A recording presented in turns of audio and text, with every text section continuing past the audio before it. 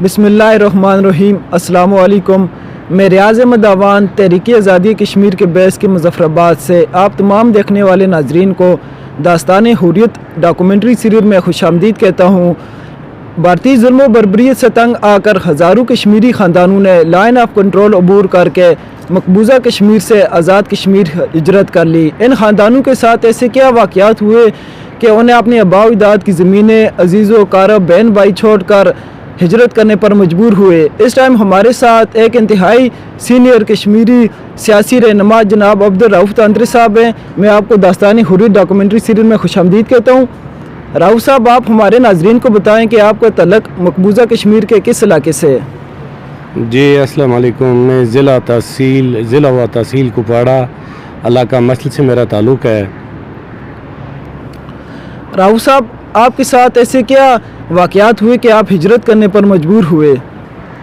जी हमारे साथ बहुत बड़े वाक़यात हुए जनाब, जिसकी कोई मिसाल ही नहीं है। 1985 से लेकर 1986 तक हिंदुस्तान ने एक इसराइली फ़ौज डाली थी कश्मीर के अंदर, जिसको जानवरों के चमड़े से जनाब उनकी वो खालों से उनकी वर्दी थी, वो लोगों को रात को घरों में घुस कर मारते थे, औरतों को हरासा करते थे, बच्चों को मारते थे और ज़ख्मी कर देते थे। कहते थे कि जी लोग कहते थे कि ये भूत हैं। जिस वक्त पकड़ा गए वो भूत नहीं थे बल्कि इसराइली फ़ौज थी। तकरीबन 5 फ़ौजी लोगों ने कुल्हाड़ियों से, बेल्चों से, गेंटियों से मारे।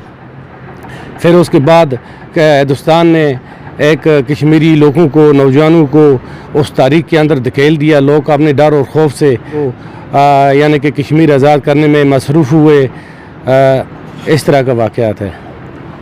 राउफ़ साहब, आप हमारे नाजरीन को बताएं कि आपके साथ कोई ऐसा वाक़या हुआ जो आज भी आपके रोंगटे खड़े कर देते हैं? जी, हम कुपवाड़ा लोलाब से कुपवाड़ा जा रहे थे तो हमें गिरफ़्तार करके कुपवाड़ा सिनेमा हॉल में बंद रखा तकरीबन 28 दिन, यानी कि हमारा कोई कसूर भी नहीं था। हिंदुस्तान ने मारा, पीटा। फिर BSF ने जनाब 13 BSF थी और 13 मार भी थी, 3rd BSF और 13 मार भी थी, जिसने 28,000 रुपये लेकर हमें छोड़ा बाद में 28 दिन के बाद। इतना मारा कि हम उठने के काबिल नहीं रहे, कि हमें कहते थे कि आप पाकिस्तान गए। उस वक्त तक हमें पाकिस्तान का और आज़ाद कश्मीर का कोई पता ही नहीं था। फिर हम मजबूर हुए हिजरत करने पर आज़ाद कश्मीर में। तो औरतों को भी इसी तरह मारते थे, मर्दों को भी इसी तरह मारते थे कि आप मुजाहिदीन को खाना खिलाते हो। हमें उस वक्त कोई पता नहीं था कि मुजाहिदीन किसको कहते हैं। जी राउफ़ साहब, आप हमारे नाजरीन को बताएं कि भारतीय फ़ौज औरतों के साथ क्या सलूक करती थी? औरतें घर से जब बाहर निकलती थी, कोई औरत भी वो अपनी खेती बाड़ी करने के लिए उनको तंग करती थी, बेरहमती करती थी। इस तरह के वाक़यात होते थे काफ़ी सारे। हमारे सामने मछल में एक दफ़ा लोग अपनी खेती बाड़ी के लिए गए, औरतों को पकड़ा। सुल्तान सिंह एक मेजर था, उसने पकड़ा, एक औरत के साथ बेरहमती की। फिर लोगों ने जुलूस निकाला तो उन फौजियों को हिंदुस्तान आर्मी ने कुछ भी नहीं कहा। फिर इसी तरह नंबरदार थे मछल के, सैद खान नंबरदार, उसके घर में जब रात के अमल में घुसे, रात के 2 बजे, उसकी बेटी इस वक्त भी डॉक्टर है, डॉक्टर जरीना, उसके घर में जब घुसे वो हार्ट अटैक हुआ। लोगों ने बहुत बड़ा जुलूस निकाला, कुपवाड़ा में गए तो उस वक्त तक नंबरदार साहब हार्ट अटैक में फौत हो चुके थे। जी इस तरह के वाक़यात काफ़ी सारे हुए। राउफ़ साहब, आप हमारे नाजरीन को यह बताएं, जब आपने लाइन ऑफ कंट्रोल अबूर करके आज़ाद कश्मीर आए, उसकी पहली की ज़िंदगी और उसके बाद की ज़िंदगी का फ़र्क हमारे नाजरीन को बताएं। पहली ज़िंदगी ये थी कि हमें कोई पता नहीं था कि यहाँ हमने किस तरह रहना है, किस तरह उठना है, किस तरह बैठना है। हम पहली ज़िंदगी में बहुत तंग थे कि हम इस तरह ज़िंदगी किस तरह बसर करेंगे, बग़ैर घर के, बग़ैर माँ बाप के, बग़ैर बहन भाइयों के।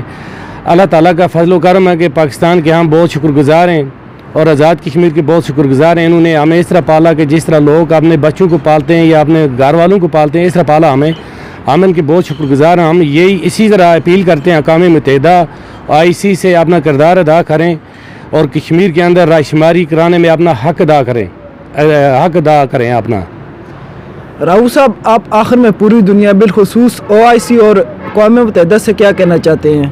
ہم اقوام متحدہ سے یہ کہنا چاہتے ہیں کہ اقوام متحدہ اپنا کردار ادا کرے، کشمیر کے اندر رائے شماری کرانے میں اپنا کردار ادا کرے. اگر اس طرح کوئی اسرائیلی ہوتا ہے یا کوئی یہودی ہوتا، پوری دنیا جناب یورپ پوری دنیا یہودی اٹھ کے کھڑے ہو جاتے کہ اسرائیل کے ساتھ یا کسی یہودی کے ساتھ ظلم ہوتا ہے. یہاں مسلمان کلمہ پڑھنے والے ان کے ساتھ ظلم ہوتا ہے، ان کی عورتوں کے ساتھ بے حرمتی ہوتی ہے کشمیر کے اندر.